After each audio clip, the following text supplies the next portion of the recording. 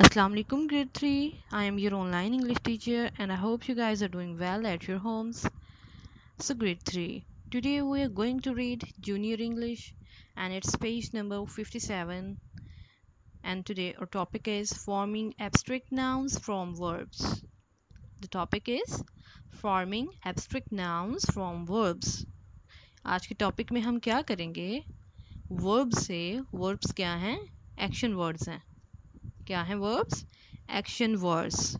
तो हम action word से यानी वर्ब्स से हम एब्स्ट्रैक्ट नाउन्स बनाएंगे. ठीक है बेटा, हम क्या फॉर्म करेंगे वर्ब से? Abstract nouns.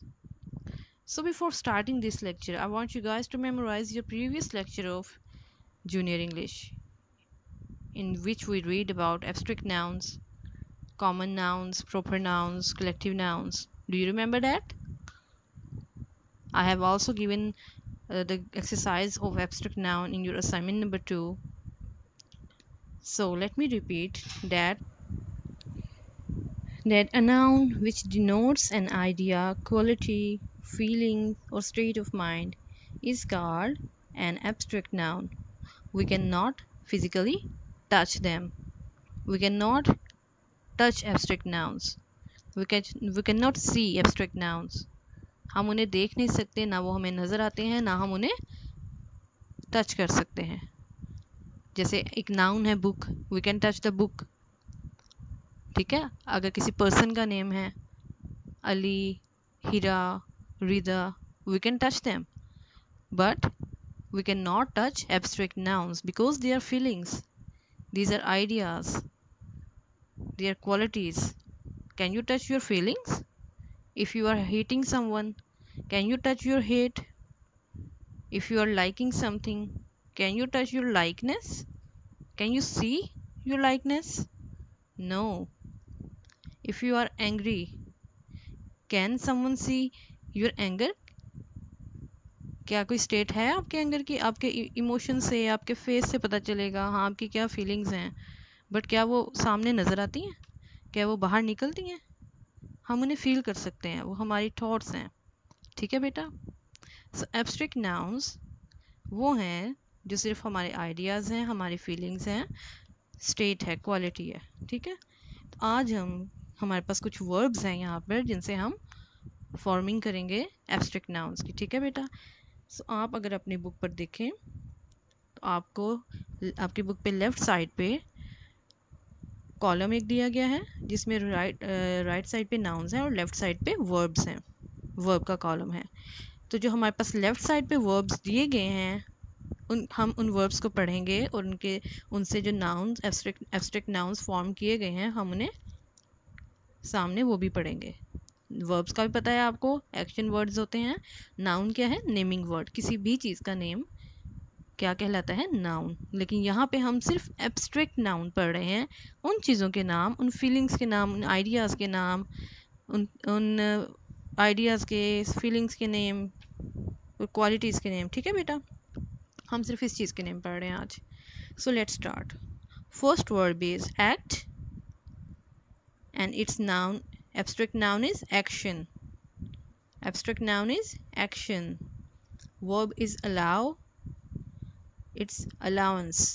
क्या अगर आपको कोई allow, किसी कोई चीज़ allow कर रहा है, if you are asking for your parents to play outside the house, अगर आप बाहर खेलने की परमिशन मांग रहे हो, अलाउ कि आपके पेरेंट्स आपको अलाउ कर दें, इजाज़त दे दें आपको बाहर खेलने की, एंड वो आपको इजाज़त दे देते हैं, they allow you to play outside.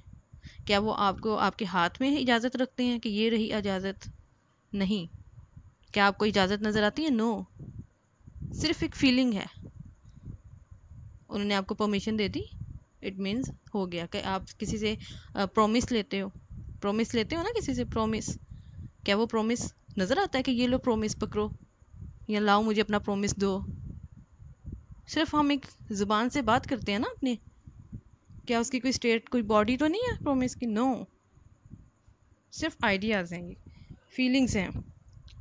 So allow, allowance, arrive, arrival, behave, behavior, defend, defense, defy, defiance, deliver, delivery, discover, discovery, employ, employment, grow, growth, hate, hater, judge, judgment, know, knowledge, marry, marriage, obey, obedience, press, pressure, produce, production, remain, remainder, success, succeed, success.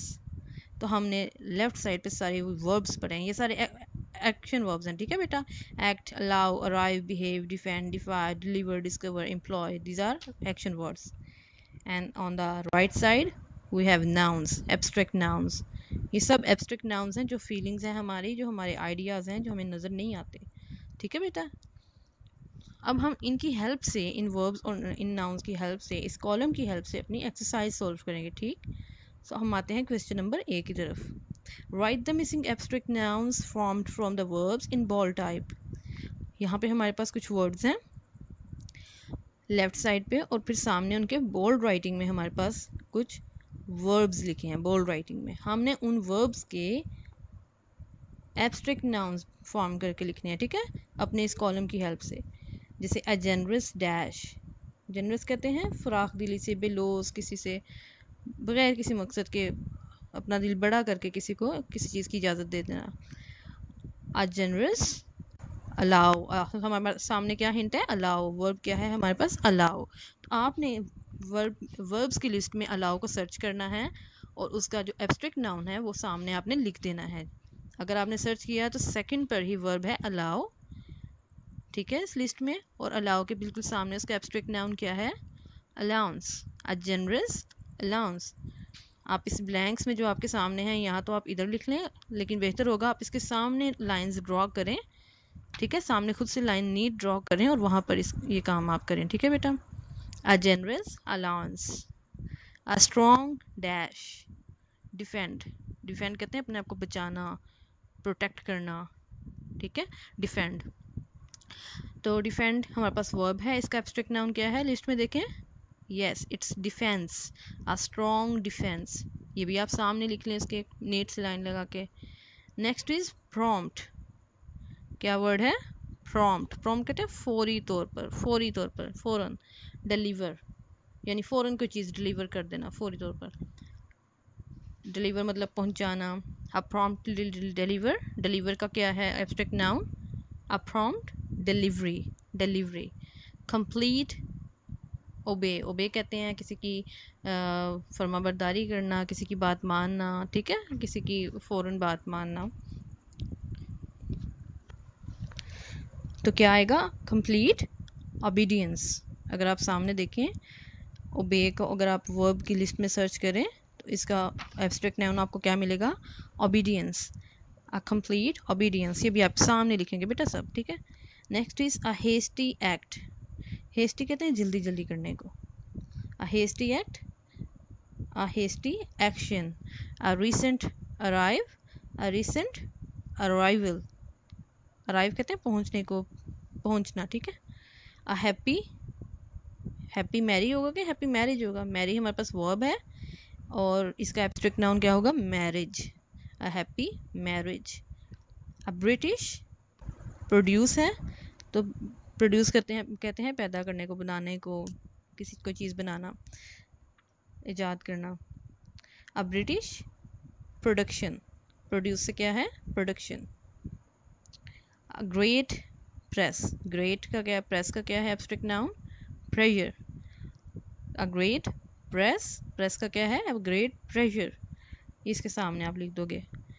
आपको सिर्फ abstract noun सामने लिखने हैं. ठीक है. अ generous के सामने बिल्कुल अलाउंस लिखेंगे. अ स्ट्रॉन्ग के बिल्कुल सामने सिर्फ डिफेंस लिखेंगे.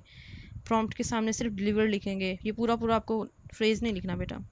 अ huge success. A huge. Number 10 is a huge success. हमारे पास वर्ब है सक्सीड. हम इसका एब्स्ट्रैक्ट नाउन क्या लिखेंगे? सक्सेस. A huge success. अब आ जाते हैं बेटा नंबर बी पर.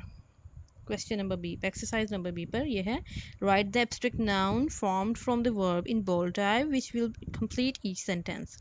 यहाँ पर हमारे पास फिलिंग द ब्लैंक्स दी गई हैं, कुछ सेंटेंसेस हैं और उन सेंटेंसेस के लास्ट में हमारे पास कुछ वर्ब्स दिए गए हैं और उन ब्लैंक्स को, जो हमारे पास ब्लैंक्स हैं, हमने उन वर्ब्स को जो हमें बोल्ड टाइप में दिए गए हैं, हमने उनके एब्स्ट्रैक्ट नाउन्स उन ब्लैंक्स में लिखने हैं। जैसे नंबर 1 है the children's dash at the pantomime was excellent. The children's dash at the pantomime was excellent. What is pantomime बेटा? पेंटोमाइम क्या है? It's an actor. पैंटोमाइम कहते हैं एक एक्टर को। A person who acts by his parts of body only. A person who acts by his parts of body only, not by his actions. Do you understand? A pantomime is a person who acts with his actions, not by tongue. ऐसा person जो अपने action से, अपने gesture से acting करता हो बेटा, लोगों को हंसाता है, लोगों को एक्टिंग करके दिखाता है, सिर्फ अपने एक्शन से, बोलता नहीं है। इसकी एक एग्जांपल मैं आपको दूंगी। अगर आपने मिस्टर बीन देखे हों, कार्टून्स आपने देखे होंगे ना, आपने उसे कभी बोलता देखा नहीं होगा, सिर्फ एक्शंस करता है वो, फनी, लोगों को हंसाता है। तो आप उसे कह सकते हो आप pantomime. The children's dash at the pantomime was excellent.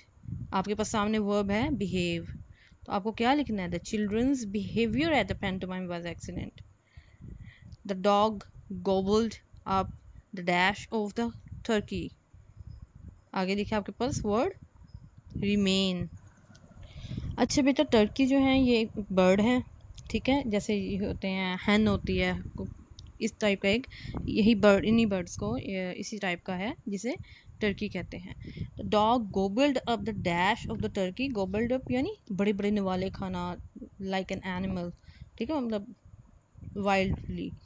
The dog gobbled up the remain. Remain आपके पास वर्ब है, तो आपने इसका रिमाइंडर यानी उसके बकाया जातु थे, यानी एक डॉग है वो टर्की को खा रहा है, चीर फाड़ करके खा रहा है उसको, तो उसके जो रिमाइंडर थे, जो उसके बकाया जात, उसके बॉडी के जो पार्ट्स थे, वो उन्हें बड़े बड़े निवाले लेके खा रहा है। सो यहाँ पे आप रिमाइंडर लिखेंगे। Bruce read about the dash of America bye Christopher Columbus. Verb है आपके पास डिस्कवर, तो आपने क्या लिखना है? Bruce read about the discovery of America by Christopher Columbus. The discovery, ठीक है? We watched the dash of the plant with interest. Verb है हमारे पास grow, आपने इसका abstract noun क्या लिखना है? Growth. We watched the growth of the plant with interest. And the last one is Richard has a dash of Brussels sprouts. Richard has a dash of Brussels sprouts. हमारे पास verb है hate. Brussels sprouts क्या है बेटा? It's a vegetable like cauliflower. आपने देखी होगी बंद गोभी, गोभी टाइप, इस तरह के ये या उन्हें ही आप कह लें, इन्हें ब्रसेल्स स्प्राउट्स कहा जाता है, ठीक है।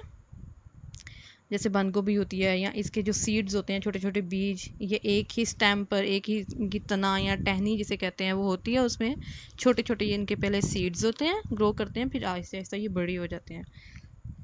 सो इन्हें ब्रसेल्स स्प्राउट्स कहा जाता है। Richard has a dash, has a hate का हम क्या एब्स्ट्रैक्ट नाउन लिखेंगे? Has a hated of Brussels sprouts, यानी Richard don't like Brussels sprouts. अच्छा बेटा, ये जो क्वेश्चन बी मैंने आपको सोल्व करके बताया है, लेकिन ये असाइनमेंट्स में भी मैंने आपके क्वेश्चन ऐड किया है, ठीक है। ये क्वेश्चन आपके असाइनमेंट्स में भी ऐड किया है, आपको वहाँ से वहाँ पे भी इसे सोल्व करना है, अपनी बुक पे भी करेंगे और एज अ प्रैक्टिस आपको असाइनमेंट्स में भी ये सोल्व करना है। क्वेश्चन नंबर सी की तरफ आते हैं। Write the abstract nouns formed from these verbs. Use your dictionary to help you. अब ये जो आपके पास verbs हैं, ये आपको, ये भी सब हमारे पास 10 के 10 verbs हैं, लेकिन they are unseen, ये आपकी बुक में से नहीं है, ये unseen है, ये मैं आपको solve करवाऊंगी, ठीक है बेटा। They are very simple. जैसे कि नंबर 1 है हमारे पास add. To add, it's a verb. इसका abstract noun क्या होगा? Addition. एडिशन। आप पिक्चर में देख सकते हैं, आपके पास सोल्व्ड हैं, आप स्पेलिंग्स देख के केयरफुली यहाँ से स्पेलिंग्स देख के फिर लिखेंगे, ठीक है, कोई स्पेलिंग मिस्टेक नहीं होनी चाहिए। नेक्स्ट वर्ड है अम्यूज, तो इसका हमारे पास एब्स्ट्रैक्ट नाउन क्या होगा? अम्यूजमेंट। नेक्स्ट इज कंपेयर, इसका एब्स्ट्रैक्ट नाउन क्या होगा? Comparison. Conclude, conclusion. Decide, decision. encourage, encouragement। explain, explanation। improve, improvement। introduce, introduction। punish, punishment। ठीक है बेटा, आपके सामने पिक्चर है, आपको बेटा बिल्कुल एग्जैक्ट स्पेलिंग्स जो हैं वो केयरफुली देखकर लिखने हैं और अपना ये वर्क कंप्लीट करना है, और जो पार्ट इसका असाइनमेंट्स नंबर 3 में है उसे भी अच्छे से सोल्व करना है। ये आज का आपका लेक्चर था। Let's meet in the next one. Till then अल्लाह हाफिज, टेक केयर।